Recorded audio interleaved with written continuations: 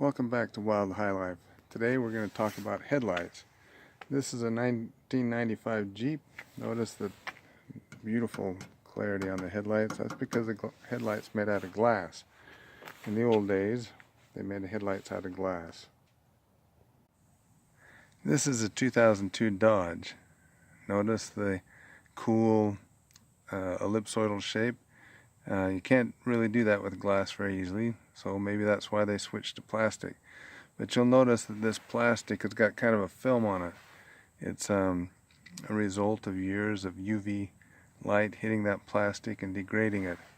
And so it's built up this layer on the outside of the light that the light lands that has gone cloudy. This is a 2004 Nissan. Notice how we're getting the problem with the checkering and with the cloudiness. Just does not look as good as the other side. So today we're going to see if we can fix this yellowing and cracking, checkering. So here we have our tools for today's job. We've got several different grits of sandpaper. We're going to start off with the 320 grit and just hit it real light with that real fast. Then we're going to go to a 600 grit, then probably a 2000 grit. It's wet or dry sandpaper, so that we're using water to keep the headlight lands wet and to wash away all the grit as it comes off. We've got masking tape to mask off the outside of the headlight lands. And it's a little bit cool today. It's about 45 degrees, so I have some nitrile gloves. I'm keeping the lacquer paint, the clear coat inside to keep it warm so it'll go on better. And we have the sandpaper in the back of the truck. Okay, I've masked off the exterior of the headlight lens so that we don't scratch the finish on the paint of the truck. Now we'll just go ahead and wet it down and get busy with the block sander. We want to make sure our lines are horizontal lines, so we'll sand in a horizontal direction. Okay, I've wet down the headlight. Now we're going to grab the sanding block and we're going to sand with this kind of motion.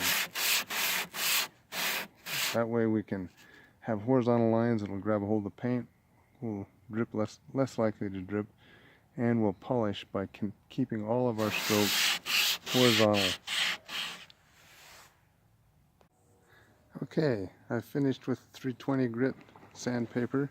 You'll notice that most of the blemishes are gone now. On the side that had the checkering, most of that's gone. There's still some going on. I don't know if we'll get rid of it all. The good thing about the lacquer paint clear coat is that it should fill in those lines that we made with the sanding and with the ones that are part of the blemishes.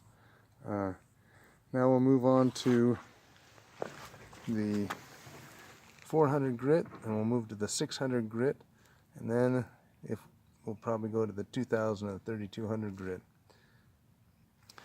Spent about 10 or 15 minutes with the 320 grit getting rid of the big blemishes.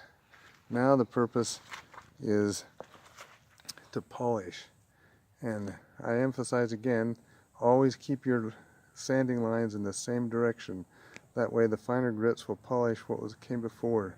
If you ever sanded paint before, you know that your heaviest grit, if you have it too heavy, then those lines will be visible forever. But if you gradually work your way up with finer grits, then you'll come away with a nicely polished surface. We've finished with the 400 grit sandpaper now. Spent about 5 minutes with that.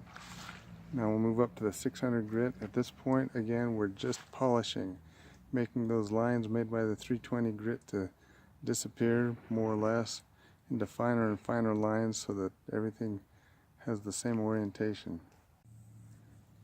Now we're done with the 600 grit. Spent about 10 or 15 minutes with that polishing. You'll notice that the heavy lines that were made by the 320 grit are starting to disappear. We can see into the headlight better. We still have some checkering over here, but that's okay. The clear coat will probably cover up. Okay, we were going to move on to the 2000 grit. Can't find it right now. Basically, I'm just using stuff that I've got in my garage and a couple of sheets that I bought brand new. So we're going to use this Meguiar's 83. I always use a mask when I use this. This stuff gives me a headache if I'm not careful. We'll finish polishing with that. Then we'll degrease with rubbing alcohol, dry it off, mask, and throw on the lacquer, clear coat. This is what it looks like after the Meguiar's 83. It's dry now, it's not wet. I'm going to go ahead and degrease it with alcohol, mask it, and then start painting it with the lacquer clear coat. Okay, here's the clear coat I'm getting. I think I got it at Walmart for $6, somewhere like that. Make sure that you get the non-yellowing, fast drying. I'm all masked off. Now I'm going to start applying the clear coat. Quick bursts, straight horizontal movements, light coats. That's what we need to do, especially on a cold day today where it's likely to run. We don't want it to run. Here's what it looks like after the first light coat of clear coat. Starting to look pretty good. It looks a little globby.